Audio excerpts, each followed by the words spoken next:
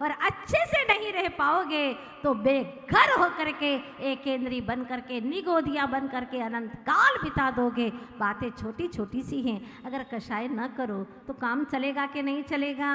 बोलो, चलेगा ना? तो चलाइए, अच्छे से चलाइए और अपने जीवन को हर पल हर दिन एक एक बुराइयां निकालते जाइएगा। देखिएगा आपको खुद ब खुद कितना आनंद आएगा। सच कहिएगा, आपको बुराई करके मन में शांति मिलती है क्या?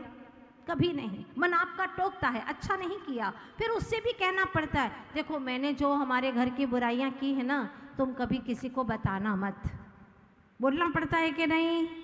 फिर वो भी किसी और सहेली से बोलती है देखो आज मैंने पड़ोसन की जो घर की बुराई तुम्हें कही है ना, वो तुम किसी को बताना मत। जब आप किसी की अच्छाइयाँ बताती हैं तो आपके रोम रोम पुलकित होते हैं। विज्ञान कहता है जब आप किसी की प्रशंसा करते हैं तो आपके जितने भी तंत्र हैं शरीर के वह खुलते चले जाते हैं, और जैसे कि हृदय की कलियां चटक चटक करके खुलती खिलती चली जाती हैं। पर आप किसी की निंदा करते हैं तो आपके शरीर के अंदर कई जगह ऐसा होता है कि रुकावट पैदा होती है, और यही फिर कभी ब्रेन ट्यूमर हो जाता है, कभी कहीं पर ट्यूमर हो जाता है, कभी कहीं पर गांठ बन करके, अथवा वहाँ पर स्नायु अथवा नाड़ियों में अवरोध पैदा होता है, जिससे कई तरह की बीमारियां पैदा हो जाती हैं। अगर आप इन शरीर की बीमारियों से बचना चाहते हैं तो अपने आप को बहुत बेहतरीन जीवन जिलाएं, अपने आप में बहुत खुश रहें और औरों को भी खुश रखें। अगर किसी ने कुछ कहा और न जवाब दो पलट करके तो आपको बहुत सुकून मिलेगा, आपका मन आपको धन्यवाद देगा। देखो आज मैंने विजय प्राप्त कर ली है अपने ऊपर, कषायों के ऊपर। मैंने पलट करके जवाब नहीं दिया, कितना अच्छा लगा आपको। और अगर पलट करके जवाब दे देते हैं, वो भी फिर बोलता, फिर आप बोलते हैं, बातें बहुत बढ़ती हैं और तू मैं शुरू हो जाती है। ऐसी कषायों की गंदगी में कभी चैन नहीं आता। आप बखूबी जानते हैं, आप सभी को अनुभव है। पर क्या करें, उस घर में तो ऐसा ही हो गया। पति परेशान है और पत्नी भी परेशान है, कुछ समझ में नहीं आता। 1 वर्ष बीत गया, अब पत्नी किसी से वो भी नहीं बोलती और पति भी किसी से नहीं बोलता है, क्योंकि मुझसे बात ही नहीं करते। आते हैं और कुछ न कुछ कमरे में जाकर के करते रहते हैं। अब ठान लिया उसने कि मैं कमरे का ताला तोड़ूंगी, तोड़ दिया। संदूक को उसने लोग खोल दिया, खोला, एक एक कपड़े की तह खोली उसने, और अंतिम के कपड़े के अंदर, उस कुर्ते के जेब के अंदर एक टुकड़ा निकला, खनकता सा, धरती पर पड़ा। उसने हाथों में उठाया और देखा, अच्छा ये बात है, अब समझ में आ गया। अभी तो मैं समझ रही थी कि दाल में काला है, पर आज तो समझ में आया कि पूरी दाल ही काली है, पूरी दाल काली है, ये बात है। अब समझ में आया, हे भगवान क्या हो गया मेरे पति को, कितने अच्छे थे, 24 घंटा उन्हें सिर्फ मुझसे ही प्रयोजन था, और आज ये हो गया। इस सुंदर स्त्री के चक्कर में पड़ गए, इतनी सुंदर स्त्री उसके चक्कर में पड़ गए। अब बात समझ में आई, क्योंकि पत्नी ने भी अपना चेहरा तो कभी देखा ही नहीं था।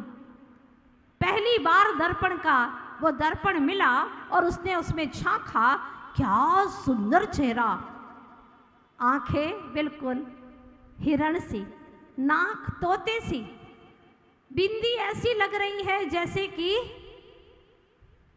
आसमान के अंदर चंद्रमा चमक रहा हो। ओ हो, क्या होठ लाल।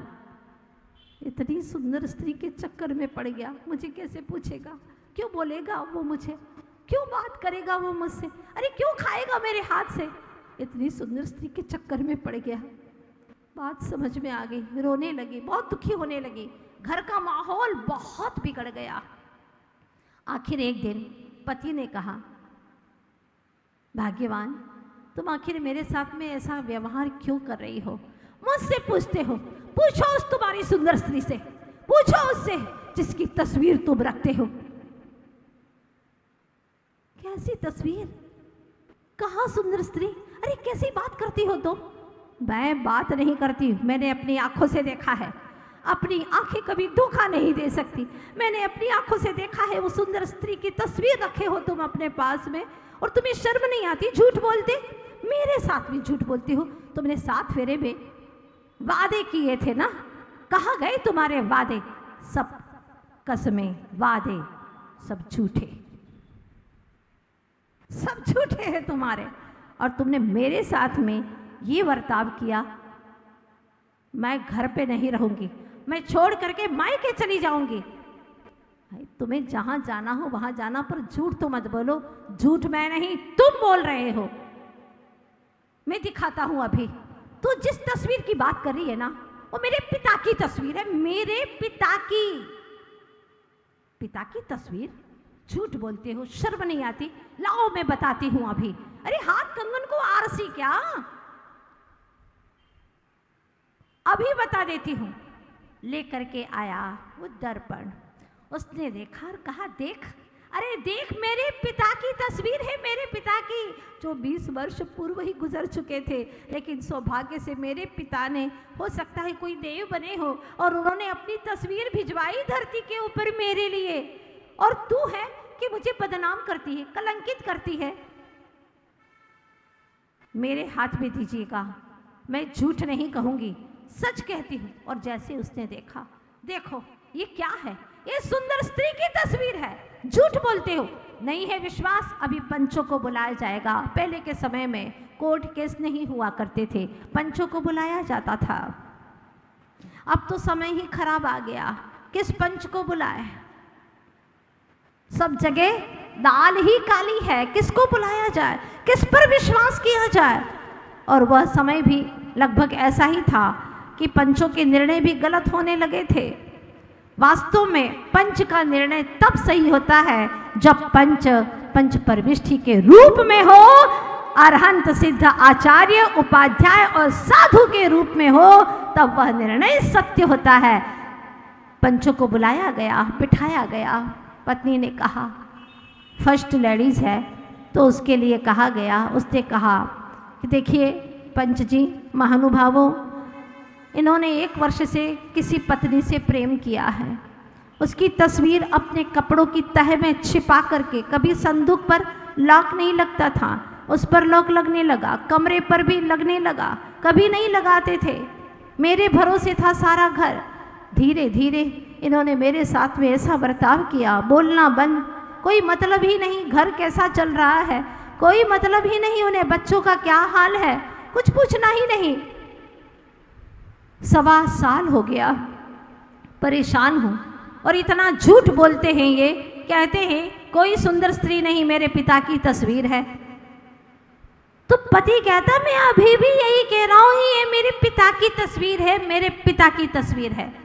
मैं सच हूँ 100%, कैसे कहूँ? और अरे दिल खोल करके बता दिया, कैसे बताऊं?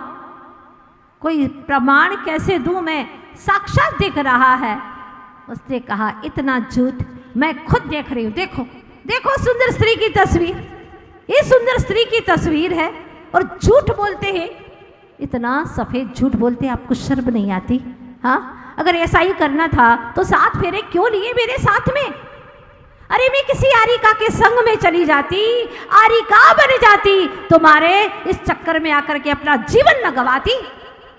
क्यों किया तुमने मेरे साथ में ऐसा? आखिर पंचों को कुछ बात समझ में नहीं आई। वो पकड़े तो कहे कि मेरे पिता की तस्वीर, वो उससे झपट करके ले और कहे ये सुंदर स्त्री की तस्वीर। बात कुछ समझ में नहीं आती। आखिर एक बड़ा पंच खड़ा हुआ, उसने कहा, मैं करता हूँ निर्णय, आप चिंता न करें, मैं निर्णय करता हूँ। और उस बड़े पंच ने अपने हाथ में तस्वीर ली। क्या तस्वीर, क्या तस्वीर, बहुत सुंदर तस्वीर। ये कौन कहता है मैं निर्णय देता हूँ? कौन कहता है कि तुम्हारे पिता की तस्वीर? कौन कहता है कि सुंदर स्त्री की तस्वीर? ये तो मेरे पिता की तस्वीर है, मेरे पिता की। क्योंकि उसका चेहरा भी हूबहू उसके पिता जैसा ही था, जो कि 30 वर्ष पहले ही गुजर चुके थे। उसने कहा, ये तो मेरे पिता की तस्वीर, सुंदर तस्वीर, आहा कितनी अच्छी तस्वीर, लेकर के भाग गया। कहानी को मैं यहीं विराम दे देती हूँ, समय भी आपका हो चुका है। लेकिन पूछना चाहती हूँ, जब कोई एक दर्पण मिले और इस तरह से तानाशाही चलती रहे तो क्या करेंगे? हमने बहुत कुछ किया, वो कहता हमने बहुत कुछ किया, वो कहता हमें कुछ करने ही नहीं देते, वो कहता हमें कुछ करने नहीं देते। बड़ी मुश्किल है। दर्पण एक है, क्या करिएगा? जैसे साधु संत का चातुर्मास मिल गया। साधु चाहता है, गुरु चाहता है कि तुम भगवान बन जाओ, और तुम तो इंसान से भी शैतान बनना चाहते हो। इससे बड़ी शर्म की बात और क्या हो सकती है? इतनी कर्ता बुद्धि, मैं करूं, करना धरना कुछ भी नहीं है, कुछ नहीं है। और कर्ता बुद्धि इतनी कि मैं करूं, वो करूं, ये कर दूं, वो कर दूं, और करते धरते कुछ नहीं है। इसीलिए मैंने समय सार ग्रंथ चुना है ताकि आप अपने जीवन के असलियत को समझ सको। और एक बात कहिएगा, जो गुरु कहें वो आप करेंगे? बोलो ना, इस भाव में करेंगे कि अगले भाव में करेंगे? तत्क्षण करेंगे, उसी वक्त करेंगे, अंजाम देंगे, तभी आप कदम दर कदम आगे बढ़ते चले जाएंगे। और एक दिन आप कहेंगे, नाज होगा आपको अपने ऊपर, गौरव होगा आपको अपने ऊपर कि हम जिंदगी जी रहे हैं। जो घर नरक बन गए थे, मैंने देखा है एक प्रवचन ही ऐसा माध्यम है, ऐसा साधन है, गुरु के प्रवचन ही एक ऐसे माध्यम है जिसके माध्यम से हर घर स्वर्ग बन सकता है, हर इंसान देवता बन सकता है। बशर्ते यह है कि वह सुने, गुने, जीवन में अमल करे। एक व्यक्ति गिर रहा है, उससे कहा भैया उठा दो। हाँ माता जी उठा लेंगे। हाँ, 4 दिन के बाद में भी वही पड़ा है। इसका मतलब यह है कि वो इंसान नहीं है।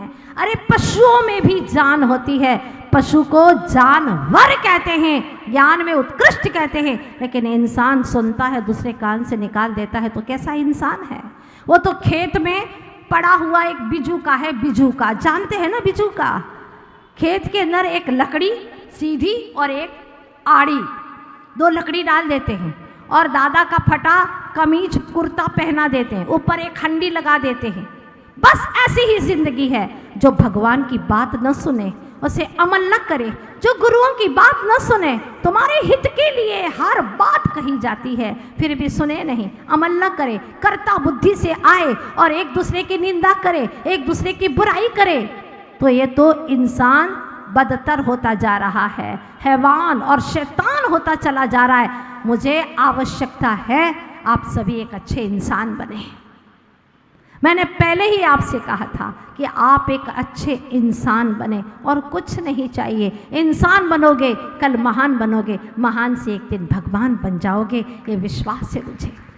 पर कदम दर कदम, सीढ़ी दर सीढ़ी चढ़ना तो शुरू करें। चढ़ना तो आप ही को होगा। अपने ऊपर रहम करो चेतनात्माओं, अपने ऊपर रहम करो। अच्छा बनाने के लिए कसम खाओ कि मुझे अच्छा होना ही है। क्या हुआ? वो तो दर्पण लेकर के भाग गया, लेकिन अब प्रश्न है मेरा, अगर आप होते तो क्या करते? 2 फिरके के लोग हैं, अब क्या करिएगा? पति अलग कह रहा है, पत्नी अलग कह रही है। क्या आपके पास में इसका कोई समाधान है? बोलो, कोई है क्या समाधान आपके पास में? बोलो तो सही, गर्दन से ही जवाब दो। नहीं है, सब लोग मना कह रहे, कोई समाधान नहीं है। है मेरे पास में एक समाधान, और वही समाधान लेकर के मुझे गुरुदेव ने भेजा है ग्वालियर में कि जाओ एक दर्पण बन करके, एक दर्पण बन करके जाओ।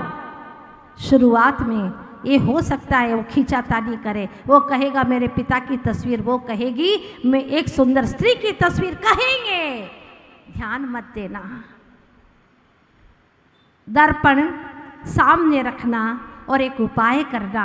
हमने कहा गुरुदेव क्या उपाय करेंगे? आप तो ग्वालियर से बहुत अच्छे से परिचित हैं, पहले भी हमारे गुरुदेव यहाँ पर पधारे थे, मालूम ही है आपको। तो जब वह दर्पण रखोगे तो एक एक को मत बुलाना। तो क्या करेंगे गुरुदेव? दोनों को एक साथ में बुलाना। दोनों एक साथ जब आएंगे और दर्पण में एक साथ झांकेंगे तो पति पत्नी का चेहरा जानता है और पत्नी पति का भी चेहरा जानती है। दोनों की तस्वीर उसमें दिखाई देगी, दोनों खुश हो जाएंगे, दोनों की खुशी का ठिकाना नहीं रहेगा और उन्हें लगेगा कि वाह क्या तस्वीर दोनों की मिल गई हमें, वाह अमर जोड़ी है हमारी। और कितना प्रेम बढ़ेगा उनका आपस में, और आपस में प्रेम बढ़ेगा, धर्म करेंगे, ध्यान करेंगे, आगे बढ़ेंगे और महावीर के पद को प्रशस्त करेंगे। इसीलिए सारे ग्वालियर के लिए चातुर्मास करना है। हाँ हाँ हम कर तो रहे हैं, हम बुला तो रहे, किसी को बुलाने की ज़रूरत ही नहीं है। आप लोग हमारे लिए आते हैं ना, तो सारे ग्वालियर के लोगों को बोल दो हमारे लिए आए, यहाँ और किसी के लिए नहीं आना है आपको। और हमारा द्वार सबके लिए खुला है, जो आए उसी के लिए स्वागत है। आप आइएगा धर्म लाभ के लिए, धर्म रस पीने के लिए। किसी के लिए छोटा बड़ा कटोरा नहीं दिया जाएगा, सबके लिए इक्वल, बशर्त यह है कि पीने की क्षमता आपके पास में हो। और आह्वान कीजिएगा कि यह द्वार सबके लिए खुला है, किसी को यहाँ पर आमंत्रण देने की ज़रूरत ही नहीं है। सभी लोग आइए, क्योंकि धर्म का रस पीने के लिए किसी को आमंत्रण विशेष की आवश्यकता नहीं होती। हर कार्यक्रम में आप लोग आइए और पूरा पूरा आनंद लीजिए। तो ये उपाय आपको जचा कि नहीं जचा, बोलो ना, अच्छा है ना उपाय? एक दर्पण है, उसमें दोनों को इकट्ठा दिखा दीजिए, दोनों खुश हो जाएंगे। इसी का नाम है अनेकांत। तुम भी और ये भी, कोई पार्टी विशेष नहीं, कोई गुट विशेष नहीं, कोई कॉलोनी विशेष नहीं, कोई वाल नहीं कि ये जायसवाल, ये अग्रवाल, ये खंडेलवाल, ये बघेरवाल, कोई वाल नहीं। सारी वालें गिर चुकी हैं, सारी दीवार गिर चुकी है। क्योंकि ध्यान रखना, बहुत सुंदर पंक्तियां हैं, जब दीवारों में दरार आती है तो दीवारें गिर जाती हैं। जब दीवारों में दरार आती है तो दीवारें गिर जाती हैं, और जब रिश्तों में दरार आती है तो दीवारें खड़ी हो जाती हैं, दीवारें खड़ी हो जाती हैं। हमें दीवारें खड़ी नहीं करना है, सारी दीवारों को तोड़ देना है, ताकि सभी एक सपाट मैदान में एक दूसरे को देखते हुए बैठ सके और पूरा आनंद रस चख सके। यही शुभकामना आप सभी लोगों के लिए। इन्हीं भावनाओं के साथ में मैं यहाँ पर विराम लेती हूँ।